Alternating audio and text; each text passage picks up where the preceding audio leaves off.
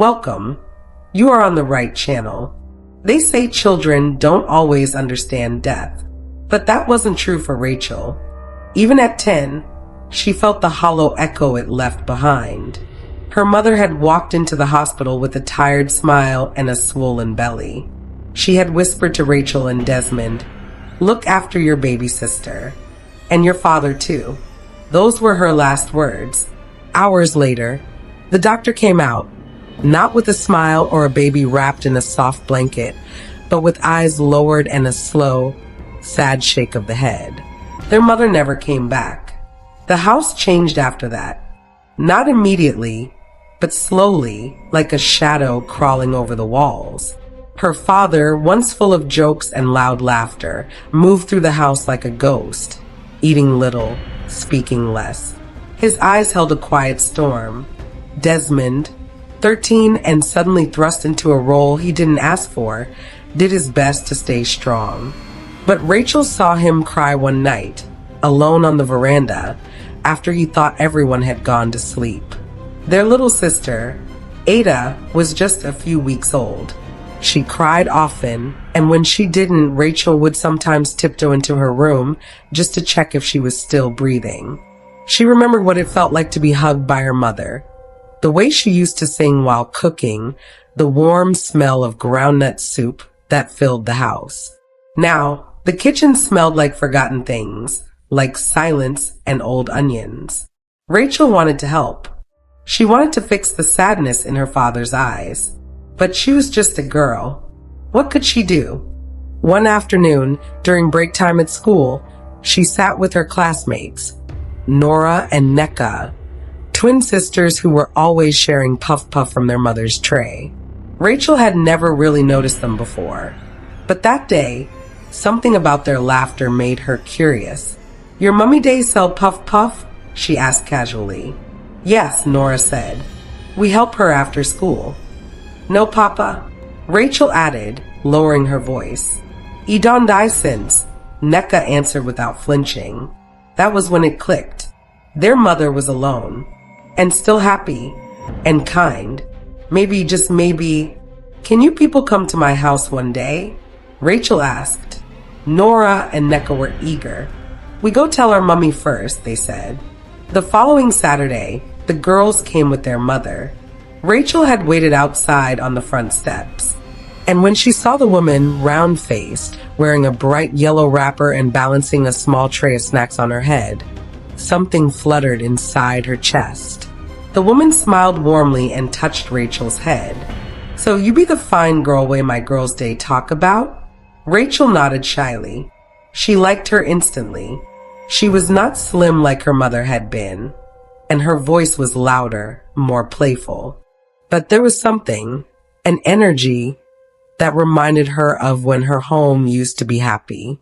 That evening, Rachel followed her quietly around the compound, pretending to help carry the tray, watching how she laughed with Desmond, how she spoke to Ada like she was her own. But Rachel said nothing about her plan. Not yet. Weeks passed, and the grief in their house thickened. Her father stopped shaving. The grass in the compound grew wild. Desmond was either reading too hard or staring blankly at the ceiling. Rachel, too, began to unravel. She forgot her homework. Her uniform was always rumpled. Her eyes stayed red, not just from crying, but from keeping too many thoughts inside. Her teacher, Miss Kofo, noticed. Everyone respected Miss Kofo. She was that kind of woman who always smelled nice, wore clean Ankara skirts, and never raised her voice unless she had to. She was single, everyone knew that, and there were whispers that her husband had left her years ago because she couldn't have children. But those were just whispers. Miss Kofo tried to reach Rachel's father through a note. Rachel stuffed it into her school bag and never gave it to him. The next week, when Miss Kofo asked for a phone number, Rachel looked her dead in the eye and said, "If you really want to help, just come to our house and talk to him yourself." Miss Kofo was taken aback, but something about the child's voice, soft yet steady, moved her. She agreed to visit. That Saturday, she came. Ada was crying. Desmond was sweeping the front yard. Rachel's father, Mr. O'Keezy, opened the door. He was polite, surprised, yes, but not rude. He offered her a chair and listened as she spoke about his daughter's struggles in school. He nodded often, smiled occasionally, but nothing more. Rachel, hiding behind the curtain, watched every second. She waited for a spark, any sign that her plan was working. But all she saw was two adults having a polite conversation. Miss Kofo left. Her perfume lingered in the air. Rachel's father closed the door, looked at Rachel once, and went to his room. She was devastated. She began to act out. Her mood darkened. One day, during a class project, she suddenly burst into tears when asked to describe her family. That evening, Miss Kofo knelt beside her as the rest of the class went out for sports. "Rachel," she said softly, "tell me what's wrong." Rachel wiped her tears and whispered, "Please help my daddy get a cook before I die." The words hung heavy in the air. From that day on, Miss Kofo began to visit more frequently. She brought food, jollof rice, plantain, vegetables. Sometimes she helped clean. She held Ada when she cried. She corrected Desmond's math homework. She laughed more often, too, her smile lighting up the small living room. Rachel felt hope returning.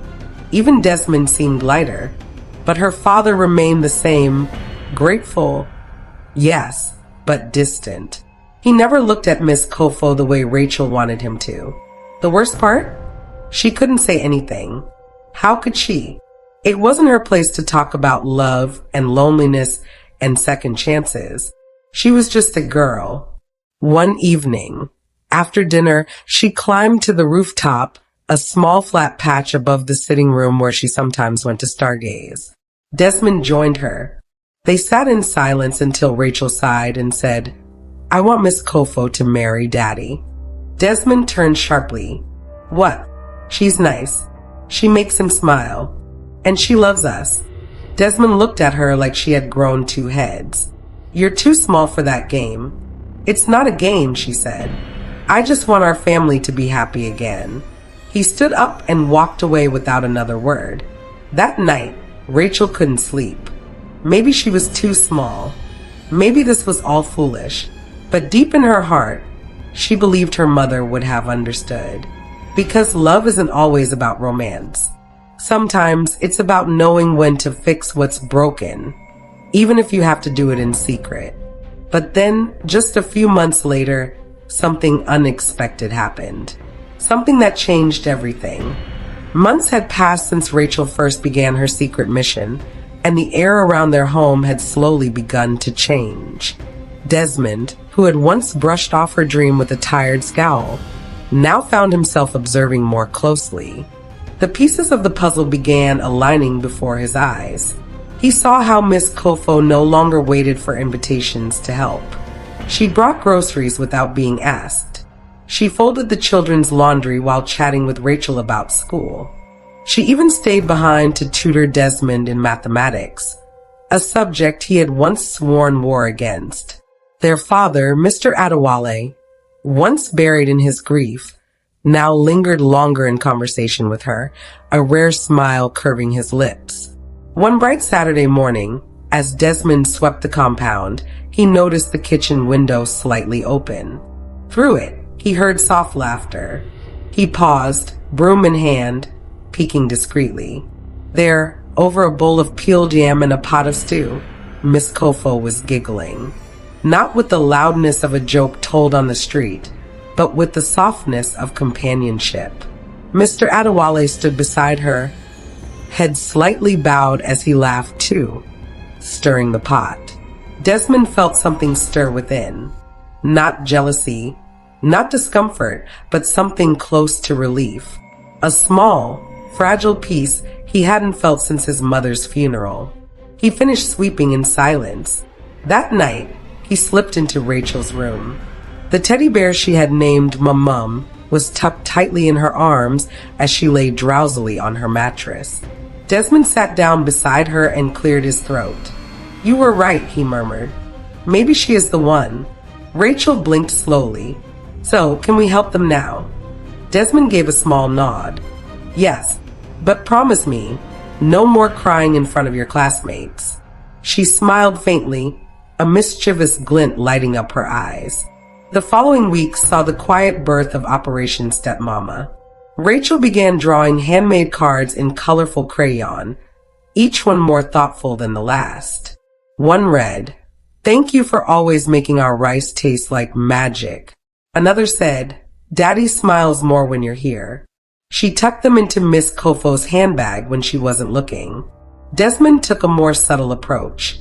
He asked about his assignments. He volunteered to carry her bag from the car. He even offered her the last meat pie one afternoon when she dropped by unexpectedly. Bit by bit, Miss Kofo became a natural fixture in their household. She no longer knocked before entering. She greeted neighbors with ease and remembered everyone's names. Ada, the baby of the family, reached for her every time she entered the room. Mr. Adewale noticed too, but he remained cautious. He often watched her from the corner of his eye as she played with the children. He listened when she talked about her day at school, but he never leaned too close. Still, the wall around his heart had cracks now. Cracks formed not by force, but by kindness repeated quietly over time. Then came the school's end-of-term celebration. It was the biggest event of the term, and all students were required to come with a parent. Rachel, who usually dreaded such events, was unusually excited. She had cleaned her uniform twice, memorized her class poem, and asked Desmond to do one final favor, buy a single red rose. "It's weird," he said, frowning. "Please," she insisted. "It has to be a rose." Desmond eventually agreed. The day arrived with chatter and song. The school compound buzzed with proud parents snapping photos, children running in every direction, and music floating from rented speakers. Miss Kofo stood at the gate, helping to usher people in. She was dressed in a teal blouse and wrapper, her hair pinned neatly back. She greeted every parent warmly, directing them to their children's classes. Then, a moment caught her off guard. Through the gate walked Mr. Adewale, wearing a fresh shirt and holding a single rose in his hand. His gait was slow but confident. His eyes searched the crowd until they landed on her. Without a word, he walked up, paused in front of her, and handed her the flower. She looked at it, then at him, brows lifted in surprise. He leaned in slightly and whispered, "Thank you for being here when we needed you the most." Rachel stood behind a classboard nearby, hiding like a mini spy. She clutched the edge tightly, heart thumping like a drum. She dared not breathe too loud. Miss Kofo blinked slowly, the rose now trembling slightly in her fingers. Her lips parted, and in a quiet voice thick with emotion, she said, "I think. I was waiting for you." For a moment, the world stood still. It wasn't a movie scene. There was no music cue or thunderclap, but something unspoken passed between them. A shift, a shared understanding, the beginning of something long overdue. Later that day, back at home, Desmond found Rachel sketching a wedding cake in her notebook. "Don't start planning anything yet," he warned, half smiling. "I'm not," she said, eyes gleaming. "I'm just dreaming a little." "Well," he said, nudging her with his elbow, "maybe dream quietly. You've already caused enough trouble." "I didn't cause trouble," she said, grinning. "I gave Daddy a second chance." Desmond laughed, the sound echoing freely for the first time in years. Outside, the sun dipped slowly beyond the rooftops, casting golden rays through their living room window. And within that light, sat a family slowly mending, one smile at a time. The house on Adebayo Crescent no longer felt quiet. It breathed again with laughter, with life, with the noise only a full home could produce. Shoes littered the corridor near the front door, mismatched socks peeking from underneath the couch, school bags flung over chairs like forgotten thoughts. In the kitchen, the soft clatter of pots and the sweet smell of egusi and fried plantain filled the air. The radio played high-life tunes from the shelf, and voices drifted in from the backyard where Ada was chasing after Desmond with a plastic water bottle. At the center of it all was Kofo. No longer Miss Kofo, and no longer just a visitor from school. Now she was Mrs. Kofo Adewale, mother, friend, and heart of the home. She wore a blue and gold Ankara wrapper that matched Rachel's and Ada's. Her hands were flour-streaked from helping Rachel with a baking experiment gone wrong. She hummed softly as she stirred a pot, pausing now and then to laugh when Desmond shouted from the backyard, "Mummy, she poured water on my notes again." The title Mummy had taken time. At first, it came hesitantly from Desmond, especially, whose loyalty to their late mother ran deep. He had been 13 when she died, old enough to remember her laughter, her perfume, the way she called his name when he got in trouble. For months after the wedding, he had struggled to adjust. Meals were quiet. Conversations were stiff. But Kofo never pushed. She learned the rhythm of the house gently, without trying to rewrite the past. She cooked what their mother once cooked, kept old pictures in their frames, and gave space when needed. She joined them in their grief instead of competing with it.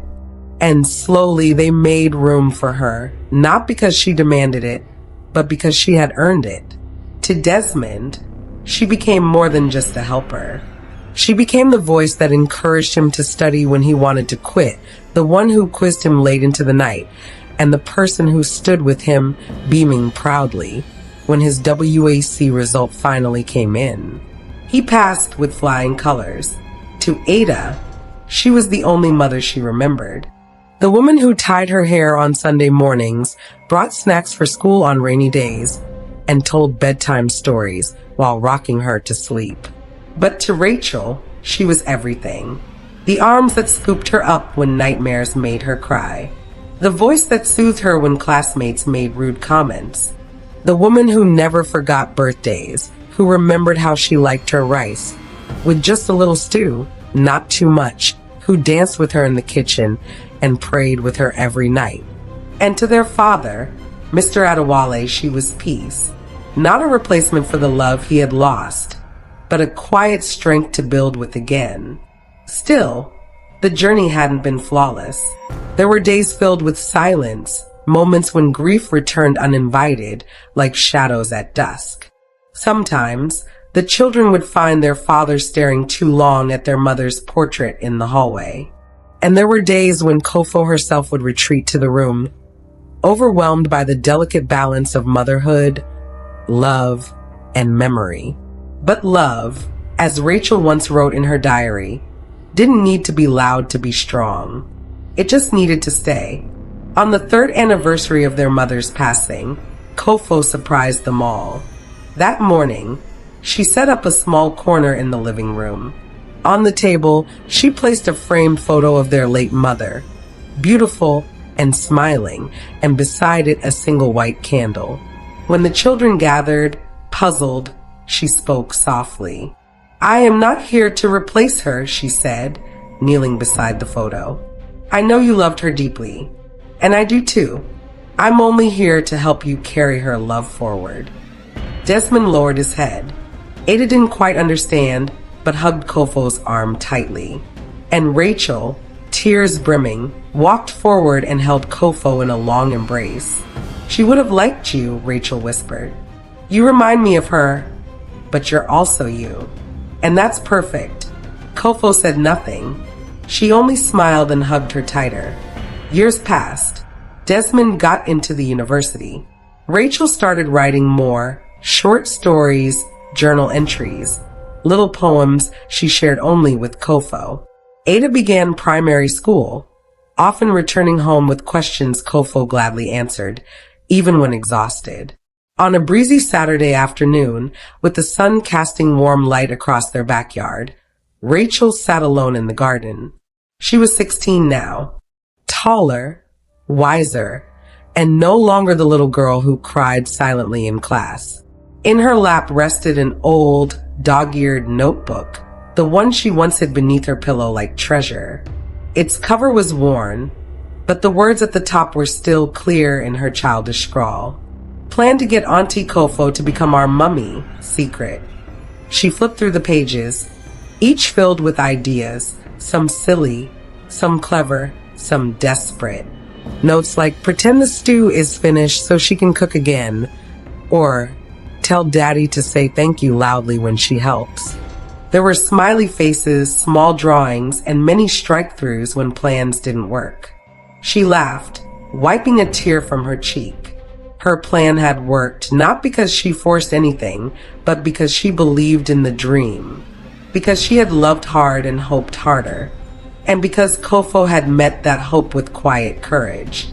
She closed the book and looked toward the house. Kofo was there, in the kitchen again, laughing with Ada, while her father swept the veranda, humming. Desmond had come home for the weekend and was helping fix a broken chair. The house that had once been broken was now alive again, because a little girl had dared to believe that maybe, just maybe, love could come again in a different form. Not louder, not bolder, but real. And that was more than enough. Thanks for watching. Please like, subscribe, share, and comment.